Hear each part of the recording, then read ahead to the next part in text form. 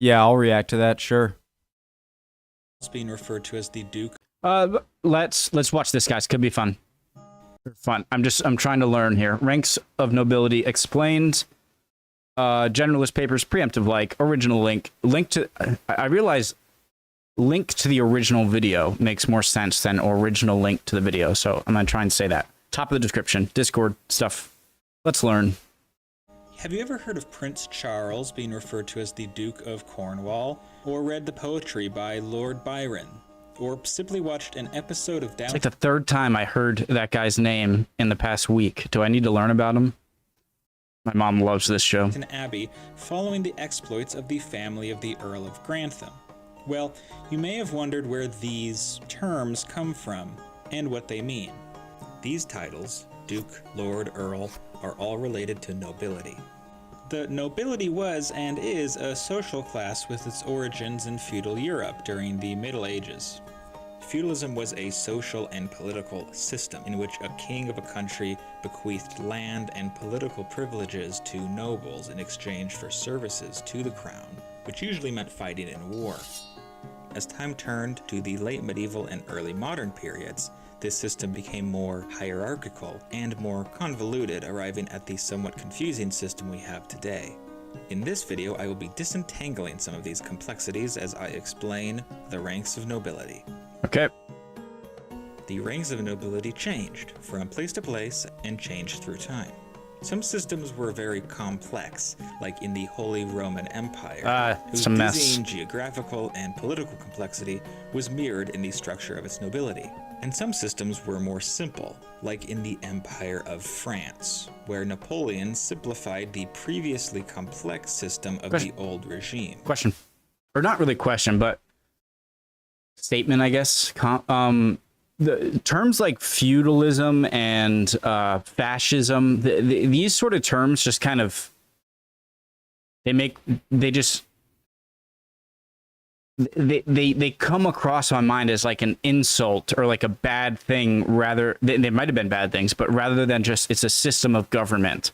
And sometimes that way of thinking can get in the way of my thinking or my learning. You know, it's like you gotta certain words, or I just want to know what it is. Feudalism. Okay, so it's system of government. You want to control your area, give land to people when you need them for wartime, have them, allegiance. Then yeah, okay, all right. Simplified the previously complex system of the old regime. We will be using the British system because it's the best known and is still in use to this day. There are 5 ranks in the British system. In order of precedence, they are Duke, Marquess, Earl, Viscount, and Baron. Isn't Margrave each with their one? Own female equivalents. In Anglo-Saxon England, before the Norman conquest in 1066, there was but one rank in the nobility, the Earl. The term Earl has 2 possible origins, either coming from the Old Norse Jarl. What is it? Earl has 2 possible origins, either coming from the Old Norse Jarl, meaning leader, or Ealdorman from the Anglo-Saxon, which meant basically the same thing. The female equivalent, Countess, gives a hint to what the rank was called in continental Europe. Count. Yes, like that guy. The Earl was the basic noble lord in feudal England, controlling the different counties. Yes, that's where that name comes from, of the land. Thanks, Dracula, because now I just think of vampires when I see Count. Earl. See, that's what I'm talking about. It's like different counties. Yes, that's where that name comes from, of the land. Earls are to be referred to as Lord so-and-so and countesses as Lady so-and-so. Get the hell out of here. I'm not calling you that. Nope. No. Of course, back then you probably had to. I get it. William the Conqueror introduced the Baron. In Normandy, the term Baron meant much the same as Earl, a representative of the king in different areas of the country, in this case called a barony. But during the melding of Anglo-Saxon and Norman societies, both terms were used, and eventually Baron became the rank of nobility below that of Earl. Barons and Earls, who themselves were automatically given the title of Baron, were often called to the King's Council. This tradition eventually evolved into the House of Lords. Okay, so these people back in time... Oh, he's pretty old. So what purpose do they have now if back when they were created, it was important because it was their word and their attention you needed to, to assess what's going on in their area and to call help from the area that they were lords around. But I mean, what inside help do you need from them anymore? Guys, I know I'm not trying to critique. It can be annoying when, people not from the country are trying to tell you how to, I don't care, right? You guys decide, obviously. But I mean, what expertise do they really have anymore that they did before? Because they did, they represented an area in your kingdom that when you needed help from, you'd go to them. So if that's not a big thing anymore, it seems like electing people and having lords is sort of redundant now. But I don't know. Okay, so I got to learn more. Just making observations. Called to the King's Council. This tradition eventually evolved into the House of Lords. The female equivalent to a baron is a baroness, and while you may hear barons referred to as Baron so-and-so, the correct form of address is, like with earls, lord and lady.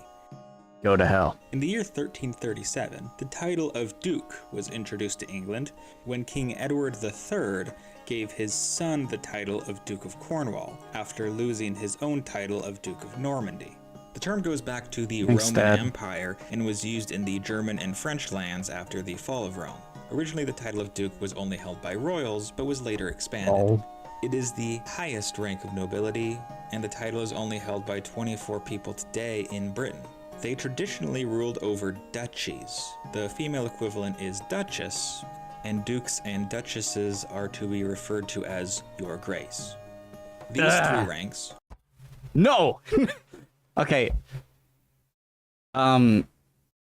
Look, I get it. It's not like you have to do that in today's. I know he's just presenting the history, but it's like, must be referred to. I would probably, regardless of if I voted for him or not, if I saw the president, I would call him Mr. President, just because it's the one bit, they're elected and fine.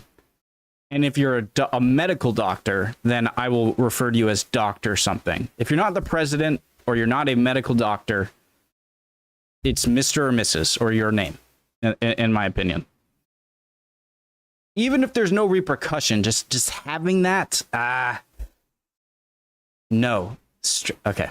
Duke, Earl, and Baron are the building blocks of the system, and subsequent ranks are derivatives of these ones. Sorry, hold on. Your Grace. These three ranks, Duke, Earl, and Baron, are the building blocks of the system, and subsequent ranks are derivatives of these ones. Interesting. Okay, that's important. Marquess is the second highest rank, above Earl, but below Duke. The term comes from the Germanic march, meaning borderland, so a marquess translates to earl or count of a march. The word margrave was used in the Germanic lands before it came to England, being introduced by Richard II in 1385, whose brother-in-law was the Margrave of Brandenburg. The title Marquess was actually quite unpopular in the time after it was introduced. Many earls were insulted that the rank was placed above their own. The reason given for its higher ranking was because a marquess's territory was on the border, and therefore strategically more important than a normal county. That makes sense. The female equivalent is marchioness. They are referred to as lord and lady, and in some circumstances as the most honorable so-and-so. Lastly, we have the viscount. As the term implies, the name comes from viscount, like vice president, and the post originated as the office of the deputy to a count, or the sheriff of a county, but later it became a hereditary rank in the Holy Roman Empire. I would have gotten my head chopped off so fast if I lived back then. In the 12th century. It first came to England in 1440 and was placed above the rank of baron. The female equivalent is viscountess. They're the coolest sounding ones. And lady. So those are the 5 ranks of the British nobility. Lord, my Again, they ass. differ from other historical structures of nobility elsewhere Okay, so the major ones are the skip, the Marquess, and the Viscount. in Europe, and when you study those systems, some questions may arise. Like, why are princes sometimes placed below dukes? And why are some countries not ruled by a king, but a prince? Hold on. The Viscount. As Let me go through Viscounts the again. term implies, the name comes from Viscount, like vice president. And I'm sure I'm going to lose a lot of you here because I'm going back. Thanks, guys, for watching. If you did, love y'all. See you next time. But what was this again? post originated as the office of the deputy to a count, or the sheriff of a county, but later it became a hereditary rank in the Holy Roman Empire in the 12th century. It first came to England in 1440 and was placed above the rank of baron. The female equivalent is viscountess. They are referred to as lord and lady. So those are the 5 ranks of the British nobility. Again, they differ from other... Still a little bit confused on the Viscount because it said what their role was, you know, a Viscount in Germany where it was used, or Germanic lands. But, so they're like a Vice Earl, and a Marquess is like a Vice Duke. Work in progress. Hope you guys are doing well. Would appreciate any comments, and I will see you next video. Bye, guys.